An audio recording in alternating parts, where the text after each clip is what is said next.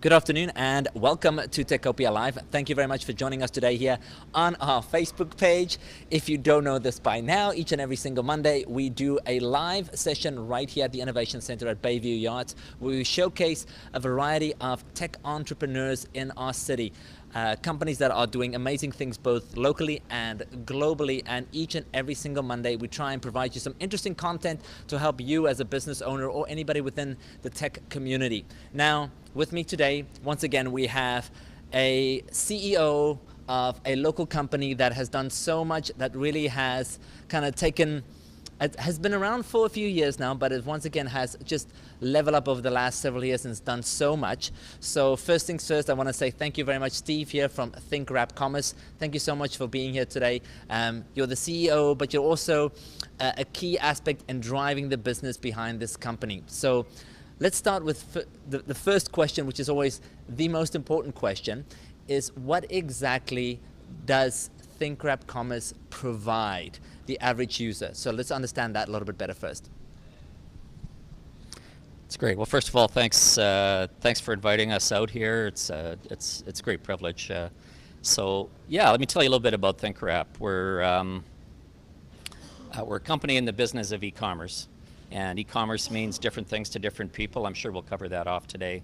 But what our team does is we design, we engineer, and we help our clients operate inspiring e-commerce experiences that would be delivered through online, through mobile, connectivity to in-store, so point of sale is integrated into an e-com channel, customer service, kiosks in stores, and so there's a lot of systems that are working together to deliver that experience, spanning marketing, spanning merchandising, spanning inventory, spanning shipping, payment gateways, and so on. So our team does the design, and we bring all of these systems together, bring them to life with our clients, and then we help operate them and support them so their revenue growth will go through the ceiling. Wonderful. Now, Steve, you can share with me a little bit. This company has grown and evolved over the last several years. You and I were speaking a little bit just before we started, and as you said, the company was kind of dabbled in a variety of aspects, and then you decided you wanted to stick to e-commerce and you want to focus on that and make that your target area. And obviously the company has grown considerably since then. You are on the Branham 300.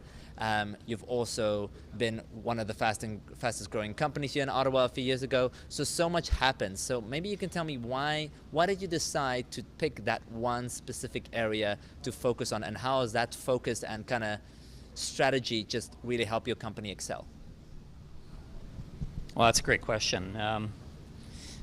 I think first of all, when the company started, there wasn't a clear charter for the business. The company wasn't started with a vision to become the #1 builder of custom e-com solutions in the world. The founding manifesto, if I can use that term for the business, was really around creating a culture, creating a spirit in the business where we could attract people who wanted to work together, do good things, people who respected each other. We could build a home that we were proud of, and yes, deliver a great employment experience, but build some value together in a business as a company that shares the ownership with its employees, but really do something good for our customers. And we didn't know what that was when the business got rolling. So we dabbled, as you said, and our strategy starting the business was very much bootstrapping it ourselves. So getting to revenue was important early, so that we could fund our growth with revenue rather than our own dollars. You know, eventually we found our way. We dabbled in a number of different areas, spanning biometric security systems for airports. We were doing some banking system work. We were building some interesting portals for government and telcos. And yeah, we ended up doing some work in retail with e-commerce. And the reason that became part of our story was the last company that I led and built with my colleagues had an e-commerce component to it. So we kind of went back to our roots a little bit, and quite honestly, one of the things that was important to us was building doing work for clients that was visibly helping their business. And the exciting thing about e-commerce, apart from, I'm sure, some of the amazing things that are happening in the industry today, are companies are growing like crazy. So as a partner, or as a company delivering value to a customer, when you can see their revenue growing, you can see their customers raving about an experience that you've built for them, it's very rewarding. So I think those were some of the drivers that brought us into that from a qualitative standpoint. But when we decided to go all in on e-commerce as a company, we had done our homework, and we could see the world changing with respect to companies embracing the internet. And the companies that were doing really well online were investing because they're doing really well online. The companies that weren't were investing because they weren't. So there was a huge opportunity to build a business in this space that delivered value, and we embraced it and moved it a long way since we made that call.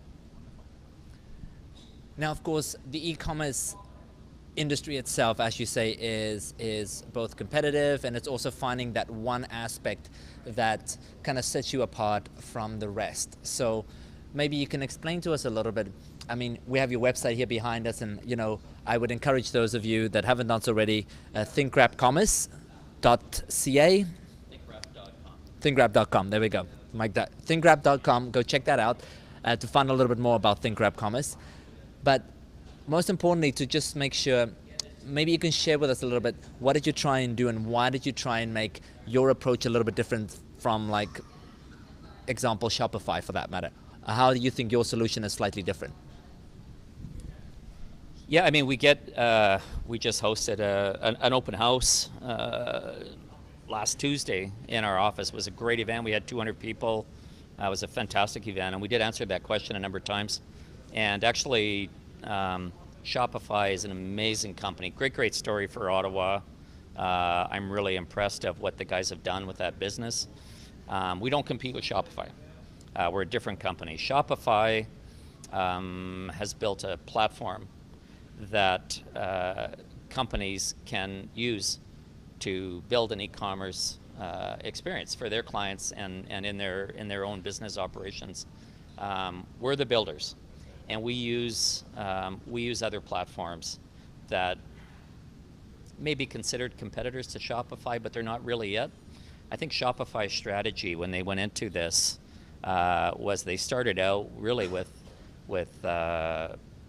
home businesses, mom and pop, sorry for the analogy, small business, now moving into small, medium, and I know they have enterprise aspirations.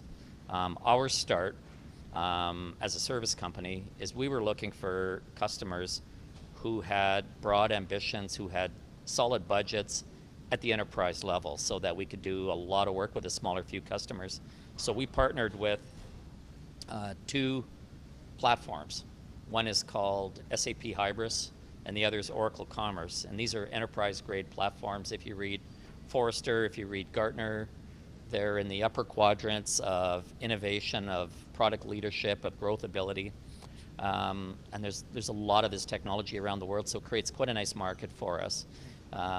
We're keeping a very close eye on Shopify because they're a great company, and they're now moving their technology into a space that's more in line with our target market.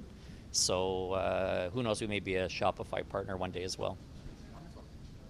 No, and I love the fact that you've kind of like defined that for us, because it really is a key aspect of how you set that apart. And I mean, just here behind us are some of the case studies that is on your website of some of the variety of the companies that you work with as well, and I know you also work with Aldo as well.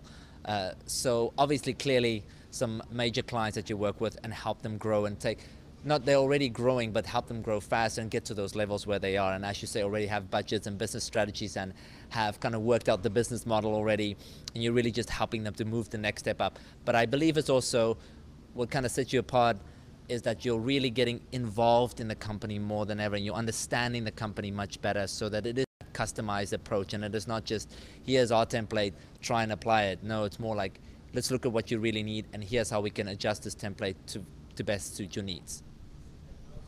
Yeah, very much so. I think that, if you stand back far enough And we have clients. You've sort of flashed through some of the case studies, but I mean, we've built systems where we're selling digital content that comprises movies, television shows, software with software providers, photos, digital subscriptions, cell phone services with telcos, but hard goods as well, high-end fashion retailers, sporting goods companies, shoes obviously would fit into fashion, Princess Auto, customer of ours, where it's home hardware type stuff. And if you stand back far enough, there's common elements across e-commerce as it relates to all of these guys.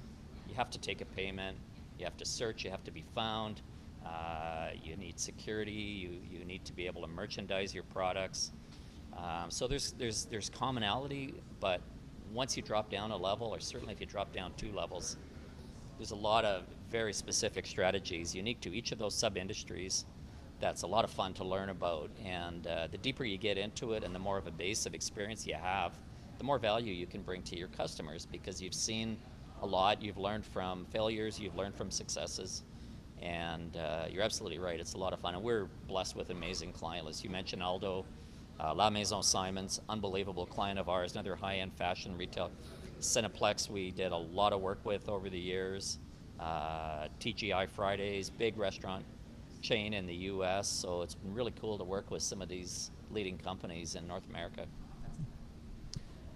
Now, Steve, I guess here's a good, always the big question is that here you are a company, you've realized that you have something that can set yourself apart, you've grown really fast, you've stayed in Ottawa, which we're very excited about, and it's so nice to have you here. But also with what's happening within the tech industry, what's happening with all the phenomenal companies that are here. As you mentioned, you are in Canada, you're in Canada North BIA, you just recently had a beautiful office opening, your new office space as well, which looks great. And I'm sure you're attracting new talent as well and hiring all the time. How has it changed? How's that process changed for you a little bit with regards to talent acquisitions, finding talent? Do you find there is more talent? Do you find there is people that is hungry to work in e-commerce? How are you approaching that aspect as your company grows? Yeah, I mean, listen, I think if you ask any CEO of any industry, talent acquisition, talent retention is it's going to be front of mind for anybody, and it is for us as well. We're in a real knowledge-based industry where, I mean, our colleagues, if you came through our office, it's unbelievable, the intellect, the talent, the passion we have. I'm so proud of our team. And so the changes in dynamics, I think for us when we started, typically speaking, we hired a very senior team. The business started, we were all alumni from the last company that we built. So everybody had gotten older from that, everyone had more experience. So we started with a pretty senior base, and we continued to hire senior people in the early days because that's who we knew in town. So now that we're bigger, we're 100 people now, with an office in Canada, as you mentioned, and a second office in Valencia, Spain. We have a significant base of senior people in each of those offices, which makes onboarding new grads, intermediate level people who are hungry, who have the passion, the bright eyes, the fire in the belly. They have people they can go to gain mentorship and to learn faster. And so it's opened that up for us. In fact, we're working now closely with Carleton, with Ottawa U on some scholarship programs and on some initiatives to try and help influence curriculum so that students we're hiring fit into our business better, and in return we can guarantee co-op. So that's one dynamic, is it's just we can now hire younger people and create a good experience for them because we're bigger. The second dynamic is, as our business has grown and as we become more focused in e-commerce, all these customer segments that I talked about earlier require functional knowledge rather than technical knowledge of how their business operates. So we're now expected by our clients, as you mentioned, to contribute to their retail strategy, to contribute to their fulfillment strategy and their warehouses. And this is a different gig for us. So it's expanded the horizon of the type of talent that we need, which means, we need to look for the talent across Canada, across the US, where we can find it. But at the core of our business, we're still a software engineering business, and it's a great place to work from Ottawa. There's so much talent in the city, great quality of life here. It's, you know, I've had opportunities to move over the years, and I would never move. I live out in the country and on an acreage, and I'm, you know, 25, 30 minutes, I'm in my desk at my office. So it's a great place to live, great place to work, and we would have no intentions of moving the business whatsoever. That's great news. For those of you that's watching this here, Techopia Live, we are here with Steve, CEO of Thinkwrap Commerce. If you haven't done so already, make sure that you check this out each and every single Monday, where we interview a variety of phenomenal entrepreneurs that's doing so much on both a local and a global perspective. Thinkwrap Commerce here, a company that's here in Ottawa now that is growing exponentially, as you said, over 100 people now, part of your staff. Maybe one more thing you can share with us a little bit, Steve. Being in Canada and seeing just that environment there, that where you I must almost say a community has come together and support each other so well, and see what is happening here at the Innovation Center, and what's even happening in the market, where companies are pulling together and sharing their experiences.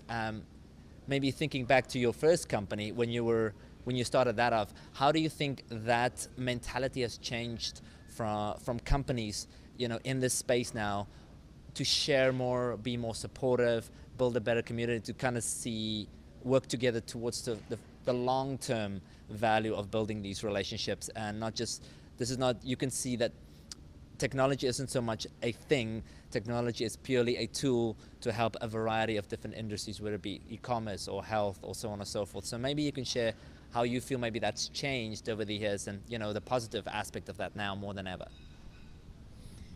Yeah, well, I think if you go back, you know, a couple decades, you know, Ottawa was branding itself as, you know, Silicon Valley North, and for lots of good reasons. I mean, the amazing base of companies that did extremely well. I think a number of the companies that really put Ottawa on the map were, you know, telco manufacturing type companies, and we sort of got branded that way. And of course, when we survived 2001, 2002, when the big reset button was pushed, I think the world changed in Ottawa. And what's amazing is the resilience of this city. And so many people ended up out of work, but brilliant people with great experiences. And I can remember in those days, you know, going into Starbucks and Tim Hortons out in Canada, and you would see 3, 4 guys sitting around every table with laptops open, planning their next businesses. And if you fast forward, you know, from 2003, 2004 till today, you know, more than a decade later, look at what's happened there. You know, we have some amazing success stories. There's healthcare companies, there's cloud computing service-based companies. Yeah, there's some e-commerce companies. We still have some hardware companies out there, but the diversification of technology footprint in the city is really exciting. And so I think that's, it's just shown the spirit of the city to survive a test like that, and the quality of leadership that seeded a lot of these companies. Still there, Terry still supporting lots of startup guys, and you're right, I think the community doesn't look across the street and see competition.